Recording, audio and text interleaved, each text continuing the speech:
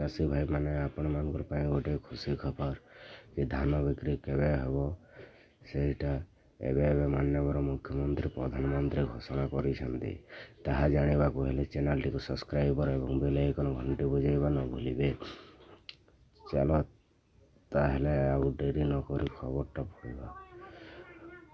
ଭୁବନେଶ୍ୱର 2-10 ଚାଷୀଙ୍କ ପାଇଁ ଖୁସି ଖବର। ନଭେମ୍ବର ଧାନ କୁଇଣ୍ଟାଲ ପିଛା ମିଳିବ 3100 ଟଙ୍କା। 3100 ଟଙ୍କାରେ ଚାଷୀଙ୍କ ଠାରୁ ଧାନ କିଣିବେ ସରକାର। ନଭେମ୍ବର ଏହି ପ୍ରକ୍ରିୟା ଆରମ୍ଭ ହେବ। ଏନେଇ ସରକାରଙ୍କ ପକ୍ଷରୁ କୌଣସି ଘୋଷଣା ହୋଇନଥିଲେ ବି ବିଜେପି ଆଜି ଏନେଇ ସଂକେତ ଦେଇଛି।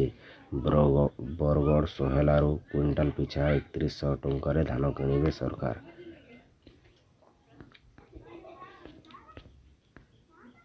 ମୁଖ୍ୟମନ୍ତ୍ରୀ ମୋହନ ମାଝୀ ଚାଷୀଙ୍କୁ MSP ଠାରୁ 800 ଟଙ୍କା ଅଧିକ ଦେଇ ଧାନ କିଣା ଆରମ୍ଭ କରିବେ। ବହୁ ପ୍ରତୀକ୍ଷିତ ସୁଭଦ୍ରା ଯୋଜନା ପରେ ଏବେ ଧାନ କିଣିବା ପାଇଁ ପ୍ରସ୍ତୁତି ଆରମ୍ଭ କରୁଛନ୍ତି ସରକାର। ଏନେଇ କୌଣସି ଔପଚାରିକ ଘୋଷଣା କରିନଥିଲେ ବି ବିଜେପି ଆଜି ଏନେଇ ସଂକେତ ଦେଇଛି।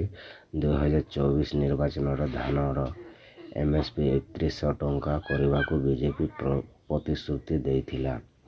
ଆଉ ସରକାରକୁ ଆସିବା ପରେ କ୍ୟାବିନେଟରେ ଏନେଇ ପ୍ରସ୍ତାବ ପାସ୍ ହୋଇଛି।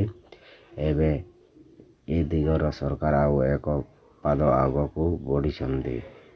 2017ରେ ତତ୍କାଳୀନ ମୁଖ୍ୟମନ୍ତ୍ରୀ ନବୀନ ପଟ୍ଟନାୟକ ଚାଷୀଙ୍କୁ 100 ଟଙ୍କା ଲେଖାଏଁ ବୋନସ ଦେବାକୁ ଘୋଷଣା କରିଥିଲେ କିନ୍ତୁ ଦେଇଥିଲେ। ଏବେ ଏହି ସ୍ଥାନରେ 3100 ଟଙ୍କାର ଧାନ କିଣା ଆରମ୍ଭ କରି ଚାଷୀଙ୍କ ସମର୍ଥନ ପାଇବା ଲକ୍ଷ୍ୟରେ ରହିଛି ବିଜେପି।